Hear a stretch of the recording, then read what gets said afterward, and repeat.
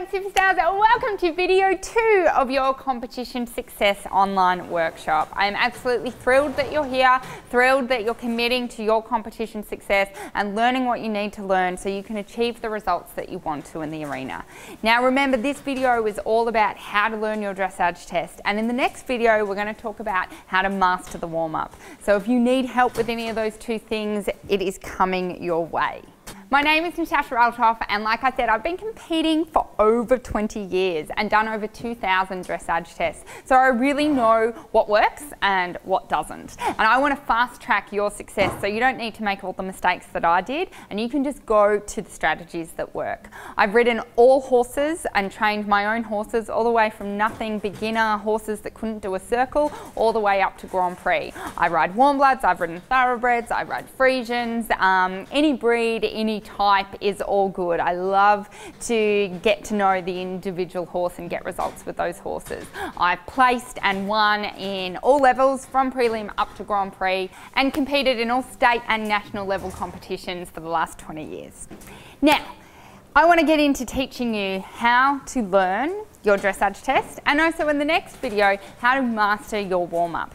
Now, last video we talked about how to overcome competition nerves, which I think is such a huge thing, because even though I tell you how to learn a dressage test, and even though I'll teach you how to master the warm-up, you need to first have emotional control and be able to let go of what's holding you back, what's worrying you, all those competition nerves and anxiety. So if you haven't checked that out, I need you to go back to video 1 and check that out and make sure that you've reviewed all the content before we go to video 2. And I'll be right here waiting for you, ready to rock with what we're doing today. Now in this video, we're going to go really deep and learn about how you can learn your test, whether it's show jumping or dressage, whatever you need to learn, in the most easy, effortless way so you can remember it constantly all the time. This is going to help you so much, because you're not going to be in the competition going, where should I be going and what should I be doing and when should I be turning and what comes up next. You are going to know for sure, for certainty, where you need to be and when you need to be, so you can just get that all out of your mind and just work with what you need to work with and can perform at your best. Now remember, in the next video coming up, I'm going to teach you how to master your warm-up, so you've got your best possible chance to do your best performance. We are going to cover a lot of ground today, and I'm also sending you a downloadable PDF which has a cheat sheet for you to download, print out and have with you, as well as a test so you can do the test and figure out for yourself what learning style you are, and if you're a mixture of a certain type of learning styles, so you know and have the blueprint you need to learn your test so you remember it effortlessly every single time.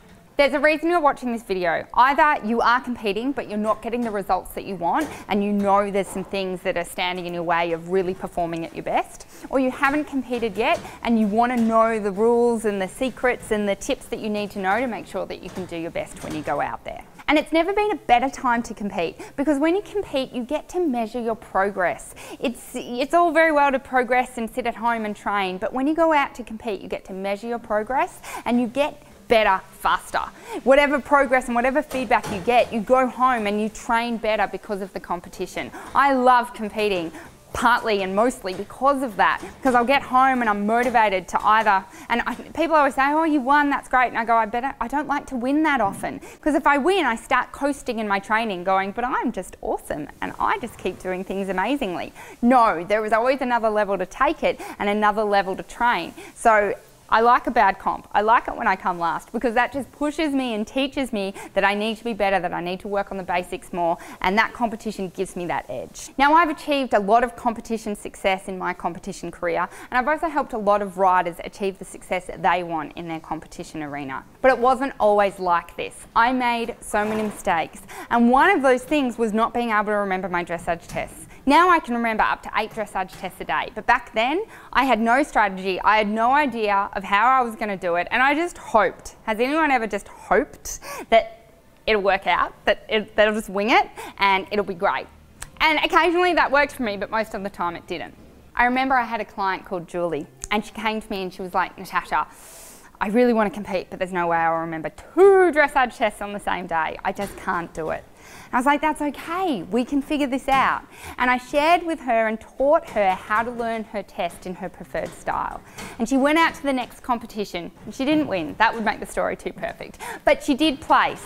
But more importantly, she came out of that ring with a massive smile on her face saying, oh my God, Natasha, I did it. I went into the ring and I remembered my test. And I didn't even have to worry about remembering the test because I just remembered the test. It was just there. And I said, that's right. That's what happens when you learn the test in your preferred learning style.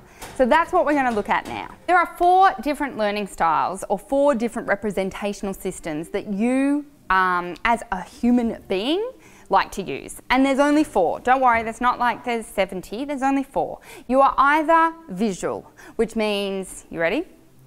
If you're visual, you like to talk fast because you're seeing the world in pictures, and therefore if you see a picture, you know to describe a picture in 1,000 words, you've got to use a lot of words. So you like to talk fast so you can see all the pictures and work through what you're doing. You have to breathe quickly, and you breathe shallowly up in your shoulders because you're visual, and you therefore have to get the breath quickly so you can keep talking. I just like to do that bit. But that's like a pure visual. You're also you notice what other people wear. You notice when people look good. You notice when people don't look good. You notice when they match. You notice when they don't match. You're probably a matchy-matchy kind of person and a kind of writer. You worry and like to think about what you're wearing and what you look like visually. But when it comes to learning your dressage test, you've just got to remember that you like to learn visually. So you need to see the test in pictures. So the best way to learn your dressage test is if you're visual, you need to get the diagrams of the test so you can start to see the patterns and start to see, oh okay, it's a circle here and it's across a diagonal there. So you've got this visual representation of what the test looks like. Visual people also tend to look up. The visual part of our brain is up. So if ever I'm talking and I do this, you can be sure, depending on which side I'm looking, I'm either creating a picture in my head or I'm observing and looking at a remembered picture that's inside my head. So visuals like to look up, so even if I'm learning something in a visual way, I put the thing that I'm learning up in front of me so I can see it and remember it. The next learning style is auditory. So the nicest, kindest thing someone can do for you if they're auditory is literally lend you an ear. Now, some people, if you're visual, you're like, look at me, look at me, look at me. That's an Australian Kath and Kim joke. If no one's Australian, that's all cool. But visuals won't look at you. They will give you their ear, and they're giving you their ultimate respect because their ear is their entire way that they communicate with you and learn and process information. So if you're auditory, you're going to learn your test in a sing-song voice. A, enter, working, trot. X, halt, salute. C, track left. You're also going to be knowing what the rhythm is. You're very conscious of your trot rhythm, your walk rhythm and your canter rhythm. And you might learn the test in terms of rhythm. And you're just going to have that chanty, singy, songy voice just to be able to recite your test so you can hear it in your head as you go around the ring. The next learning style is kinesthetic. Now, kinesthetics talk slowly. They feel what's going on around them, and they process what is going on around them at a deep feeling level. When they're learning their test, it's going to be really helpful to actually work through the test. So to actually walk around and do the A, trot, halt, trot off, and then canter and do a circle, and then go back to trot and walk, and then another halt, or whatever it is. But they will actually I've seen Grand Prix riders do it all the time, and they're doing it not because they were taught to do that, they've just figured out that it works for them, and you see them doing this. Now that's perfect because they are actually getting the feeling of their test in their body. You might also notice them sitting on a chair and they might have their eyes closed and they're trotting, and then they're cantering, and then they're halting. And they're really getting the feelings of how it will feel to do their test ingrained in their brain. So when they go to do their test, they just execute on the feeling of the test. So if you score high in kinesthetic, that's the best way to learn your test. The last one is auditory digital. Now auditory digital is a shutdown kinesthetic. Now I'm auditory digital, there's no, oh I want to be that one or I should be that one, that'll get me better results. All 4 will get you great results when you know how to use them. So auditory digital means at one stage in your life, probably in your childhood, you realised filling your world was too hard. So you decided to shut down that part of you and discuss and process and experience your world in what made sense, what was logical, what had a system to it, and what just followed a step-by-step process. That meant that you were safe, that meant that you could proceed with life the easiest way without getting hurt. So auditory digital means you've got to look for the sequences and the systems and the processes in the test. So I always say I don't need to learn the whole test, I just need to learn half of it, walk, break, and do the same on the other side. Now obviously not every test is like that, and a show jumping course isn't like that, but there are always little things, little steps or processes that you can go, yeah, it's always a circle and then it's always this. Like in a dressage test, we always come down the centre line, we always halt, and then we always keep going down the centre line and then turn left or right. That's a pattern. So all you got to do is start looking for the patterns and looking for the processes, and not remember every stride of where you have to be, just the markers of where you have to be and what you need to be doing. So auditory digital is a great thing because you can also then just learn, well, it would make sense to canter now because you haven't cantered yet, and it would make sense to walk now and change the rein so you then can start to perform the sequence or the pattern on the other side. Now, like I said, there's no right or wrong with the 4 patterns. You just need to know what works for you. And you might be a combination of both. I said I'm very auditory digital and I'm very visual. So I have no kinesthetic in me whatsoever. I've really had to train kinesthetic in me so I can be a better coach and help riders that are very kinesthetic. But naturally, it's not there. So it's auditory digital and visual, and I don't really have much auditory either. So when you go and do the test, now this isn't a comprehensive test, it's just a bit of a play thing. So I want you to make sure that when you do the test and there's a high score in a couple, that's fine. That means that you can resonate with a lot of them, and that just means use the strategies for all of them. Like to learn my test, if it's a big comp, I use all 4. I will literally go around my living room and go around in the stable just before I'm about to do my test, riding through the test. I will visualise it and ride it through my body. I will have my sing song, A, enter, working trot, X, hot salute, C, track left. I will see the patterns in my head and I will see myself ride it. I have everything. And that's what I suggest. If you really want to remember your test and you really want to make sure, as long as you know none of the if one of them you just go, that won't work for me, then don't do it. But if all of them work for you or some of them work for you, use them. Okay, so I know we've covered a bit of ground, I've taught you some new stuff.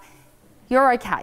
I just want to reassure you and let you know that this isn't hard, this isn't complex, and when you see the downloadable guide, you will know what I mean. Now, the other thing is you don't have to do it all at once. If it is overwhelming and it is scary, just go, I'm going to learn my test one way visually for this week. And then the next week you're going to learn it kinesthetically, and the next week auditorily, and then the next week auditory digital. And just play with it and figure out what works best for you. Now, I know you might be sitting there going, it's all very fine and well for you, Natasha, but I'm old and I don't have a good memory. Now that's fine, I don't have a good memory either. Ask my husband, how often do I remember to take out the trash? But what you need to remember is I'm not asking you to use your memory. I'm asking you to access your learning style so you will naturally remember. Do you remember when you have an amazing day? Do you remember how good a good steak tastes? Do you remember a really great conversation that you had with your girlfriend? Of course you remember it. You don't actually have to physically go, oh, I have to remember this. You naturally and instinctively remember it. So using your natural preferred style and using your learning style to work for you means you'll naturally have that test when you need to have it, good memory or not. And that's the same if you have a learning disability, you're dyslexic. Some of these learning styles are perfect because it's not requiring you to read anything or to remember something in a certain way. It uses what works for you so you can have the results that you need to have. So now it's up to you guys. I want you to go download that PDF, take the test, and I want you to comment below and let us know what type of learner you are. I'd also like you to know what your very next action step is.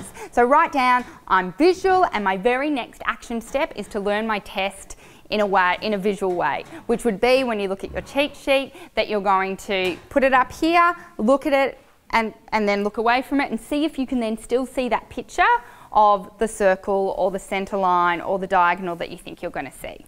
I'd also love it if you found value in this video and you want to share it with as many people as possible. Like I said, the more people on your journey, the more people that are sharing this with you, the more people you have to chat about it with, the more people to hold you accountable, and the more likely you're going to get amazing results. So click on the share button now. Now before you go, I want to tell you about the next video. I think you're going to love it. I, in fact, think it's going to be your favourite. It is going to be epically awesome. I'm going to walk you through an ideal warm-up plan that you can execute at your next competition. You're also going to get a downloadable link, so you'll be able to download that and have it as a printable, physical, written copy, as well as an audio. Yeah, I'm that nice. I want to give you a free audio so you can chuck that in your ear, so the next time you're at a competition in your warm-up, you can have that audio of a warm-up so you know where you need to be and what you need to be doing. So for right now, let's download that PDF, comment below, and let us know what learner you are and what is your very next action step. And remember, I'd love you to click the like button. Who doesn't like likes? So like and share, and I can't wait to see you guys in the next video. Bye.